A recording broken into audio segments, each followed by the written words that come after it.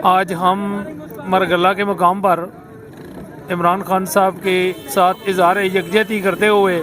ہم نے road block کیا ہوا ہے، اور صرف اس کے لیے کیا ہوا ہے کہ ہمیں انصاف چاہیے،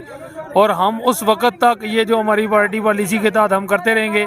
کہ جب تک ہمیں انصاف نہیں ملتا،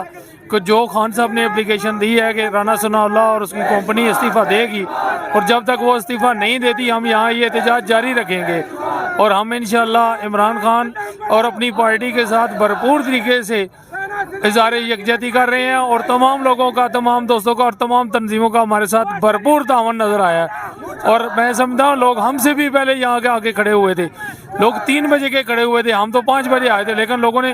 اتنا بھرپور طریقے سے احتجاج ریکارڈ کرایا ہے، اور انشاءاللہ ہم سب لوگ اس وقت تک احتجاج ریکارڈ کراتے رہیں گے جب تک ہمیں پارٹی پالیسی اور انصاف نہیں ملتا،